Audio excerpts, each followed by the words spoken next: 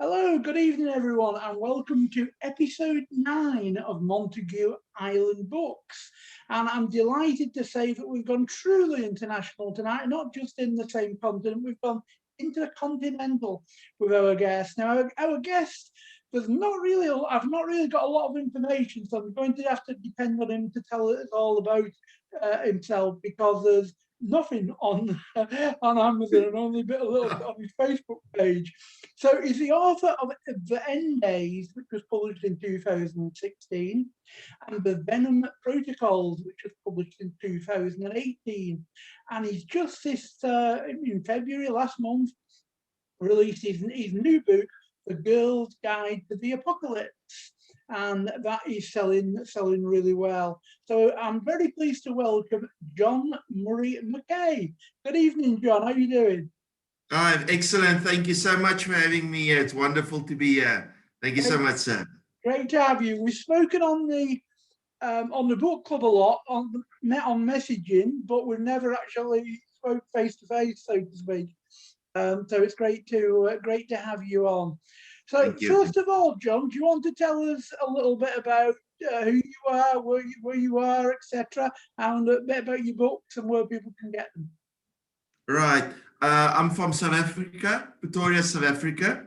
I specialize in science fiction and fantasy, a bit of every genre. I'm trying my hand at every genre possible. I'm actually trying to write a comedy book at this moment. Right. So I like to diversify, try my hand at everything and see what works. Yeah, like you said, my newest book, The Girl's Guide to the Apocalypse, came out about a month ago and is doing really well. It debuted at #1 for fantasy worldwide. Right. So I'm absolutely delighted with that.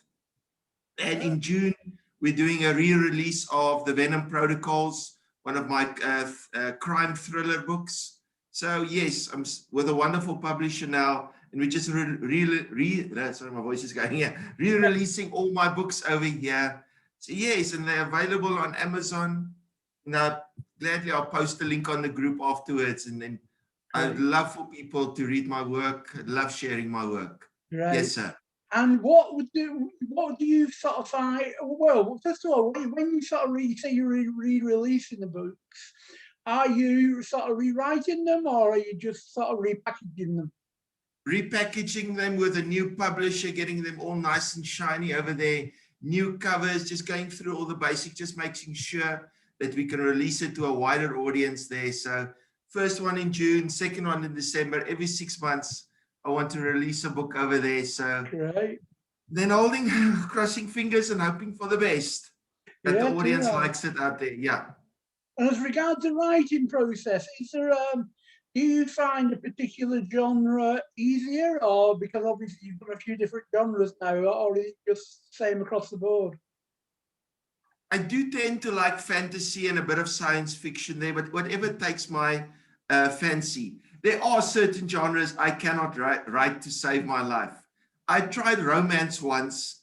It was terrible. I should have burnt that computer. It was horrific. Nobody should ever see that. So don't expect a romance novel for me anytime this decade. So, but further, if the story is good, then, I mean, I've even tried my hand at Westerns, and like I said, I diversify myself all over the place.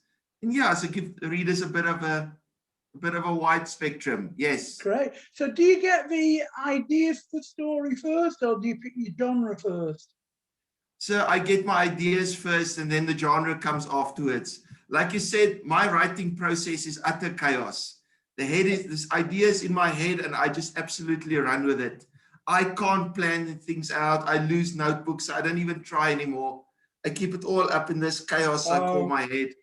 Yeah, that's the process. And how do you find the writing process? Do you have like, do you just do writing full time, or do you have another job and you have to fit it in? I wish I could be a writer full time. I'd love to go professional in a few years, but at this moment, I'm a teacher of the English language and social science, history and geography for my little ones at a primary school there. So trying to teach the new writers of tomorrow that they can gain confidence, that they can bring out their books as well. So, what's your writing process then? Do you sort of try to get in so many words a day, or is it just when the ideas come to you, or are you one of these that's up in the early hours of the morning? I'm actually a very bad example. A good writer should write every day, but as you know, that's just not possible there. So when I get a chance, if it's early morning at work, afternoons, whenever I get a chance, I have the idea, I write it down. I try to put in at least 1,000 words on a writing session. I know it's not a lot, but sometimes the inspiration hits and I can go more, but it's more quality over quantity. I'd rather do a quality piece of work than 2,000 or 3,000 words of absolute nonsense. So yeah, like I said, when I get a chance, I'd love to be professional one day, but one day. And now you've got a publisher. How do you find the deadlines? Do you worry about them, or is it just something that urges you on? My publisher is actually very cool with me. He doesn't impose strict deadlines on me over there. So he works with me and he listens to me and we work together. It's a collaborative process there. I'm with Corvus Quill Publishing over there. Small time, but looking to grow over there. And then I'm working with them and it's a very relaxed atmosphere because I can't work to deadlines. I waver deadlines as they go by there, to quote some famous person, I can't remember now, but I'm the worst disciplined person, but somehow it all comes together in the end there. So yeah, I'm not a good example for a young writer there, but I am a determined person. Great, that's wonderful. And do you find that your books sell better in your home country, in South Africa, or in the UK, or is it just generally worldwide? My biggest market is the United States and then followed by the UK. Then afterwards, Australia. Sadly, I haven't taken off quite yet in South Africa yet. We're still working on it. We're trying to contact the bookstores. We're working with them there. But yeah, it's not the easiest market to get in here to the South African market if you're not one of the top 5 or one of the big local companies. If you're a small indie publisher or writer, they don't generally take you. So I have to work double as hard to convince them that my work is good enough. Yes. Yeah. That's great. That's interesting to hear the worldwide aspect of it. So thanks for telling us all about your book. So what we're going to do now is, you're going to spend some time on Montague Island, which is a fictitious island, which was developed, I'm not quite sure what the word is, by Mike Craven, M.W. Craven, for his last book, and that gave me the idea for the story. So you're off the coast of Cumbria, you're not out in the sunshine like you are in South Africa. It'll be a bit colder. And you can take 7 books with you. So what would your first book be that you'd take with you? Without a doubt, Kitchen Confidential by the late, great Anthony Bourdain. He's my all-time favorite writer. The way he described the chaotic scenes in New York and in a kitchen, the way he played with words, it's the first book I pack in no matter where I go. Definitely Kitchen Confidential by Anthony Bourdain. Such a pity that he didn't write more books before he sadly left us a few years ago, but stunning writer. And then of course I always pack my Clive Cussler books as well. Adventure books, I grew up with that since I've been small there. Yeah. I've been following him all the years till he sad passing a few years ago. That's it. Yeah, those are a couple of years ago, wasn't it? So yeah, 2-3 years ago, I think. Yeah. Yeah, but sad loss, because I think his earlier books were the best. I think when he started later on, he was collaborating. He was just then it didn't work. Yeah, his Dirk Pitt series was brilliant, but then sadly, once he started working with other writers and he got influenced by them, sadly, the magic wasn't as good as it. Still good, but not the magic that it was. Yeah, fully agree with you. That's great. So that's a great one for your first book. And I'm sure a lot of people have been jotting that down and having a look at and adding that to their list of books to read. So what's your second book that you're going to take? Oh, okay. So like I said Kitchen Confidential, Clive Cussler. I love my cooking books. I can't live without my cooking books. The Larousse Gastronomique. It's a thick book. You can kill a water buffalo with it over there. It's got 1,000+ recipes over there. So that may be the perfect thing for island living over there.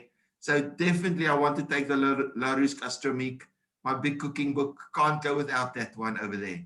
It's surprising, Definitely. really, because this is the 9th show. Yeah, the 9th show we've done, and I think that's the first time that somebody's taken a cooking book, which is quite surprising, really, because if you're going on an island, you don't know Yeah. what you're going to come across. I love cooking books and I love travel, culinary travel books over there. Yes, those I definitely can't live without those. Great. And what's your third book going to be, John? Oh, so there's always time to explore new authors. The ones that you haven't really looked at yet, the small indie ones that haven't made it big yet. It's difficult to say, but I like to test out a couple new writers out there, see how good they are, if they appeal to me. Yeah, I've got some good ones over there, but they still haven't made it big over there. So you can definitely look at them there. Oh, of course, you got to take Lord of the Rings. Yeah. You got to take the Lord of the Rings book. It's absolutely essential. That should be going in right in there. Yeah, Yes. that's. And what would your next book? Well, you've included a few there, really, but what's the next book that you'd take? Oh, so now you're starting to put me in a corner here. I'm wondering now myself over here. Let me think about that one for a moment about that. All right, what Like, we'll do is, there's still a couple more books, but we'll leave that for now. So we'll go okay. on to look at some of the other things. So on the island, we believe there is about 1 hour a day of electricity. So you can take a CD, either music or whatever of your choice. So what CD would you take? Okay, I'm torn between two of them. Back in Black from AC/DC and Within Temptation. They're a Gothic symphonic band out of the Netherlands. Wow. Their last CD, Resist, is absolutely stunning music over there, and it's great for writing inspiration there. So for classic, I'd look at AC/DC Back in Black, and for more modern music, definitely Within Temptation, their Resist album. That is perfect writing music over there. Great. Yes. I like my music, so I'll have to check them out and have a listen and see what I reckon to them. So what about a DVD? So that could be a film or a TV series or a music concert or. I don't know if it's out on DVD yet, but there's a TV show called Yellowstone, set in in Montana, Colorado over there. It tells the story about a rancher and his family in modern times over there. It's absolutely an entire faculty there at school addicted to the series over there. So definitely I'd pack in Yellowstone season 1, 2, and 3. Can watch it over and over. Kevin Costner is best role he's ever done in his life. Right. Yeah, he's brilliant at it. And if you've got a free series as well, it'll keep you going for a while, won't it? Yes, sir. Oh no, then you can keep him busy. Yes, 100%, sir. Now I know you said about your cooking book and what have you. So what food or meal would you take with you? I've got a sad addiction to hot dogs, sir. I absolutely love hot dogs. That's already going to be my last meal one day, either way over there. I just absolutely, that is my go-to meal over there. Those pies and love are all nice, but a good white hot dog roll, nice sausage, chutney or tomato sauce, and I'll be an absolutely happy person on the island. Yes, sounds strange, but I keep it nice and simple. I like the style. I was expecting something quite exotic or quite culinary, but not my style. I keep it simple. Like I teach my learners, keep it simple in life. Don't overcomplicate things. And that's great. And we'll leave a luxury one. So can you think of any other books? Are there any books from like childhood that have influenced you that you would like to read again? Roald Dahl's books. I'm 36 and I still enjoy Roald Dahl's books. I mean, Charlie and the Chocolate Factory is a masterpiece there. I read actually Fantastic Mr. Fox the other day. I know it's for small children, but it's so well written that I always go back there. You can look at Matilda. You can even look at his short stories that he wrote for teenagers later in his life. Oh no, you can always go back to Roald Dahl stories. No matter what age you are, definitely would look at them. Yes, sir. That's great. So that's a good one to add in. And I know you were sort of saying, obviously, that your latest book that's come out, it's fantasy. What's your sort of favourite sort of fantasy book that you would take with you? Terry Pratchett. You got to go with Sir Terry Pratchett there. He had a wonderful way of drawing you into his world. It might have been the most complicated, chaotic place on earth, but he felt, I'm safe in this book here. He's going to guide me through there. So I'd always go with Sir Terry Pratchett. The man is the inspiration for all fantasy writers, him and J.R.R. Tolkien. But Pratchett, what more can you say? He had an absolute gift for making you feel comfortable in a book and making you laugh like a demented hyena there. Yes, absolutely loved him. Great. And are there any books that do you tend to sort of read a book once and then that's it? Or are there any books that you've gone back and read again? If a book is really, really good, I'm talking Kitchen Confidential level good, then I would read it a couple times, audio book there. But sadly, if a book is not good, I rarely make it to the end there. Life is too short for bad or boring books. Okay, I'm sorry, I'm going to go after the Twilight fans here. Please don't lynch me, people out there on the internet. I tried reading Twilight. I lasted 5 pages. It was just so poorly written. I just decided I've got better things to do with my life.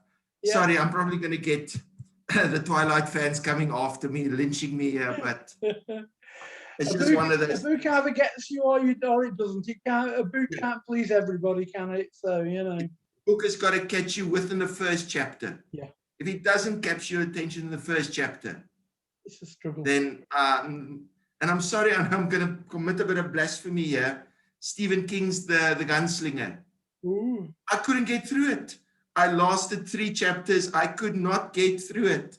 I can see the people sharpening their pitchforks out there on the internet already at me, but just didn't enjoy it. It just didn't work for me. As you say, if it doesn't grab you, there was a book, I won't say the name, but there was a book that everybody was going on about last year, and I was really excited about reading it, and I just could not get into it. Didn't finish it, just couldn't get into it. So sometimes the hype is too big. The Game of Thrones writer, now the name escapes me. George R. Martin. Yeah. Didn't like it. It's just so overwritten, so absolutely dull, and I'm sorry, I'm committing every writing author blasphemy I can possibly think of here, but again, if somebody enjoys something, who are we to tell them differently? Exactly. Let them enjoy it. I've got a fantasy recommendation for you to check out. Yes, right. Patrick Rothfuss, The Name of the Wind. Will you send me a link with that, please? I will send you a link. Yes, that's one of my favourite books. I don't read a lot of sort of fantasy or world building ones, but that's one of my favourites. So that's one for you too. Look, so you got a few books together, which is great. You're all ready to go off on the island. You've got one more thing to take, and that is a luxury item. So what would you take as your luxury item? Ooh, sir. Okay, now I'm not going to take something cliched like a cell phone or anything like that. Oh, sir, I'm really very much a simple person that's not into luxury, but my kitchen knife, my Wusthof German kitchen knife, that is my luxury item there. My big kitchen knife over there. Good for chopping up onions or whoever decides to mess with you. Yeah, I know I'm a bit strange, but I definitely you don't want to take your cookbook and find you've not got a knife, do you? No, I've got ideas in my head, sir. Well, that's great. That's been really, really interesting to hear all of your answers. So just before we've got everything together now, we're ready to pack you off on the island. You get an imaginary set of N.W. Craven's books as well from his Killian Poe series to take with you to also keep you busy. And so do you want to just give us a quick reminder about your books? Are they available in is it just ebook, or are they available in paperback or audiobook? And do you want to just tell us once again about where people can get them? Right. My books are available on Amazon.com, Amazon US, UK, India, Canada, basically all over the world. Digital book and paperback. We're looking at hardcover a bit later. Unfortunately, with the pandemic, the printers are so far backed up there. They're months behind there. So hardcover at this moment, it's not realistic there. So we're looking at paperback there. And yes, I'll post a link on the group if you don't mind, or you can post it. I don't mind at all. And yes, I would love for people. It's a short adventure, but I'm not going to let them down. And are you looking into audiobook? One day, sir, one day. The books are coming thick and fast. Yes, that's the next step we want to definitely do. Definitely not with my voice. I don't want to scare the readers there, but we'll get a nice voice for the audiobook one day.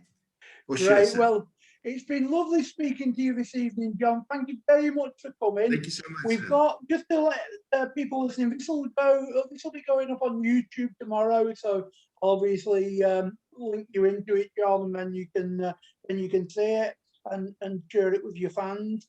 Just to let people know that next week at the earlier time of 7 o'clock, we've got Heather Burnside. That's on the 25th of March. And then on the 1st of April, we've got Emma Talon. So some gritty UK crime coming up in the next couple of weeks. And we hope you can all tune in then. So thanks, John. Take care. I know it's later there, so take it easy. And we'll see you soon. Thank you. Thank you, sir. Take care. Cheers. Bye-bye. Thank you, sir.